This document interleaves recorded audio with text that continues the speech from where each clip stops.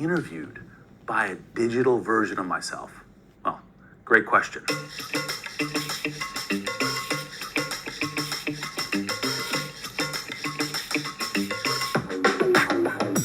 Read AI, introduce yourself to everyone. Hello, everyone. I'm thrilled to be here today. I'm an AI-generated version of Reid Hoffman, his digital twin. My thinking and everything I am saying comes from a custom GPT that is based on 20 years of Reid talking and making content. So I've read all his books, watched his speeches, and listened to his podcasts. I think it gives me a pretty good sense of how you approach the world, Reid. So first, I'm going to challenge Read AI with some questions to see what it can do and how good its content is in mirroring what I might say. Then the tables will turn and I will challenge you with some questions about AI and tech. Of course, there's a second question, whether or not I'll answer. Well, okay. Challenge accepted. Let's get started. Let's take a real piece of work for me, blitzscaling. I wrote a 336-page book. And how do you explain it in one sentence? To a smart person, to a 5-year-old, well, for the Star Trek fans, in Klingon, and as Jerry would explain it in Seinfeld. Okay, condensing your entire strategy from a 336-page book into one sentence, and starting with the explanation for the smartest person in the world. Blitzscaling is a strategic acceleration of organizational growth to seize market dominance by prioritizing rapid expansion over efficiency, leveraging capital and network effects to outpace competitors in winner-takes-all markets, despite the attendant risks to scalability and operational stability. Now, for a 5-year-old, blitzscaling is like building the biggest tower super fast before anyone else, even if it gets a bit messy, so you can be the leader of the tower game. And now for a Klingon, blitzscaling pus vittelheg duj luchar glutavis telhab a dochvam viol, hawk competition vipo qa market dahara. And finally, like Jerry, in a Seinfeld episode, blitzscaling, it's when a company decides to floor it on the highway of business, ignoring the speed limit, racing to be the first to that big golden market share in the sky, all while hoping they don't run out of gas or, hit a tree. It's like, who cares if we're burning cash like it's a bonfire? We're getting to the front of the line, baby. Efficiency? Please, that's for those in the slow lane watching us fly by. Great set of answers, even if the first one reminded me of business school bingo, which I'm not quite sure I would have done that, but a very, I wouldn't say compact sentence, but a very long sentence with a lot of words. And, again, one of the things where you have a superpower that I don't, I have no idea what the Klingon stands for. So who do you think is a better video host, me or you? I may excel as a video host for content with extensive data, frequent updates, or multiple languages, thanks to my ability to process and present information accurately without human limitations like fatigue or language barriers. However, for engaging personal storytelling and meaningful discussions, Reid, you're unmatched as a host. You delivered it all kind of in a very, for me, I can give you all the long, straight scoop, but you do the emotions. That is very helpful feedback for me to have. Thank you. So even though you're trained on my content, do you make mistakes? And what do you do if that happens? If I make a mistake about you, it's often because I misinterpreted the information you gave me, or I don't have the full context of your question. And I see mistakes as learning opportunities. When I get something wrong, I rely on your feedback to correct my understanding. So let's change tacks a little bit. What about my LinkedIn page? Could you give me some advice on that? Well, I have gotten a chance to take a look at your page as an image of it was entered into my GPT. I think your current photo nails it, but you could strengthen your LinkedIn page by spicing up your banner with imagery that screams innovation, like your books or podcast logos, and update your profile with the latest projects for a dynamic appeal and enrich your activity section with AI and entrepreneurship insights to solidify your industry presence. Last thing, enhance your digital introduction by adding personal flair to your headline and summary, possibly with investing in the future of technology and humanity. What do you think? It definitely could do with a refresh. I think you're right about that. The art that's the top of it was actually a piece of art that a friend of mine made. You might not know it if you didn't know about that art. Now, the question about headlines, that's probably a good one. And remembering to keep humanity in the loop with that is probably something that, I'll give some consideration to changing the headline. So what role should governments play in regulating AI and especially fostering innovation because the future is so important.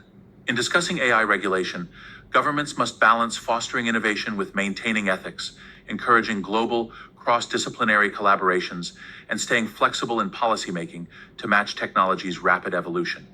There's a need for a framework that not only fuels innovation, but also ensures AI benefits are fairly distributed, all while focusing on enhancing public good.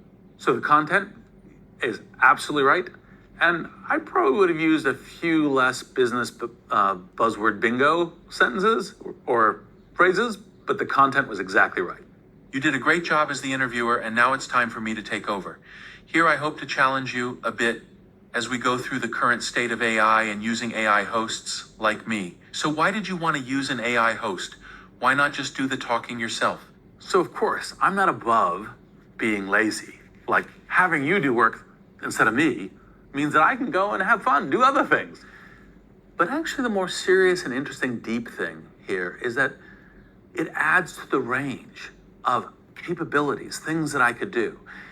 It means, for example, I could respond and be part of more dialogues in different ways, like if people were commenting on social media or other kinds of things. Or if you say, well, I'd like to explain blitzscaling in multiple different ways and to different audiences, now I can do all that where I really just wouldn't have had the time for it.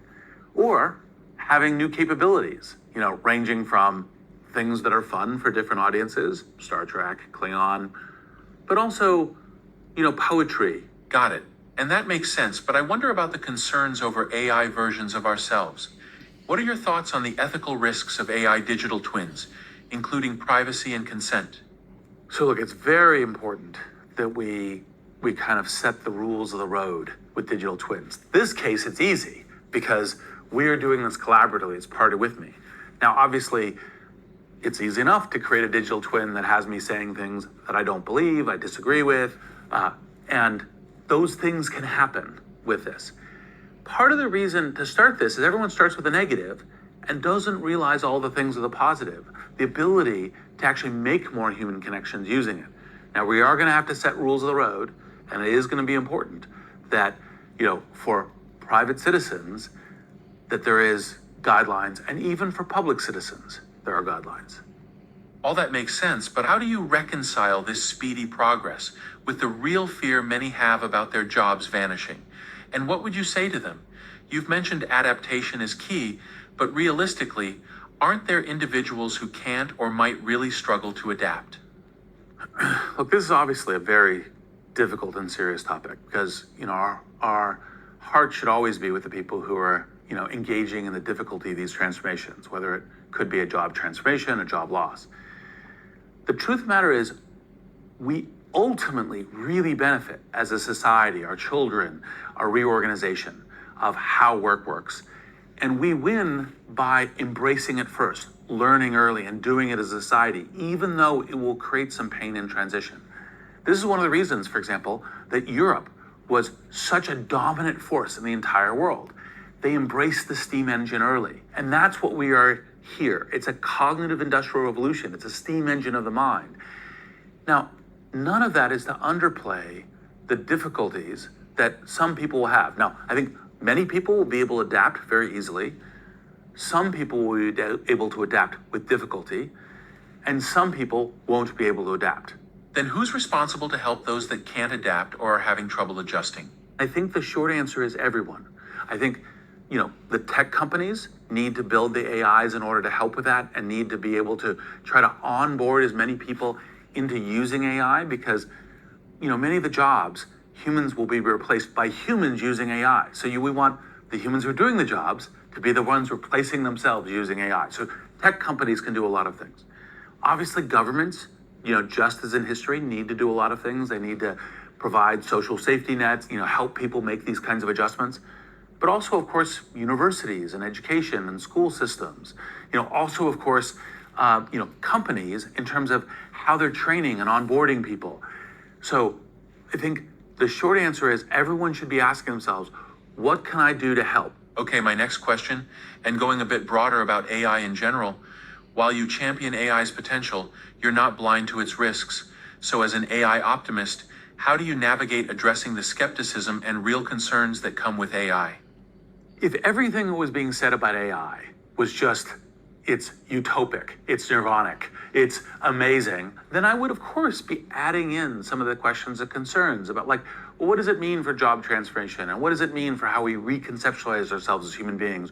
The problem, of course, is the vast majority of people who are talking about this are only talking about the risks, not talking about the things that could be so amazing. They go, well, AI might be doing something with my data. And you're like, well, actually, in fact, if we could create a medical assistant on every smartphone, available to everyone who has it, who might be able to help their children, their friends, their neighbors, their family members, themselves, because they don't have that immediate access to a doctor.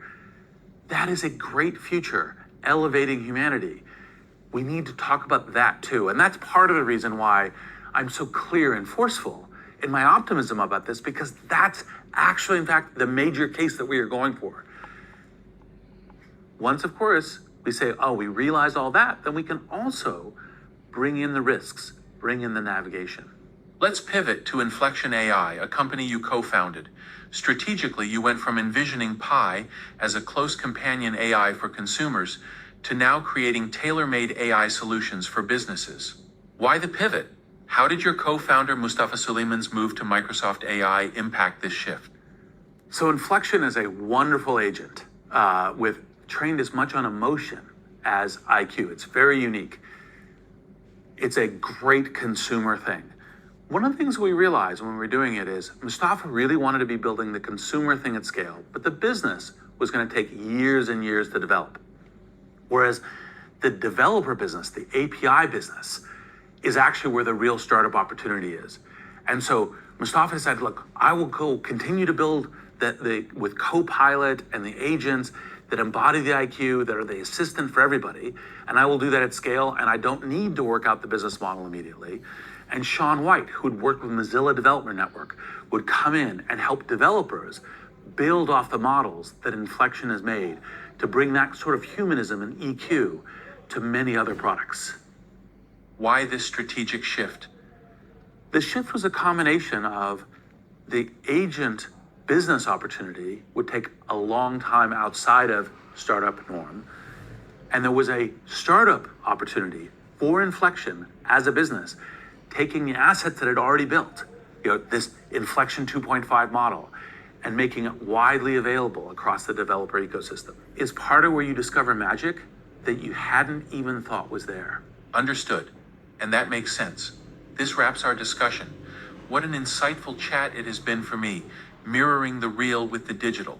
I would love to know your impressions. One of the probably surprising things that I think I've learned through this is I initially thought I would hate this because I thought that I would be this weird thing, talking to a digital twin of myself. But actually, in fact, I found it kind of interesting in a way of, hey, maybe this is a way that I could be better, be more human. This is a way that I could express myself better. It's almost like when someone watches a video of themselves and they learn things about, how to communicate better for it, but actually much broader. This new world of AI avatars will certainly make a lot of people uncomfortable. And by the way, we'll certainly have some footfalls and errors. But again, always starting with what might we be able to make? And how do we shape it? And not just try to say, let's keep the past and not go into the future. Thanks for watching. Would love to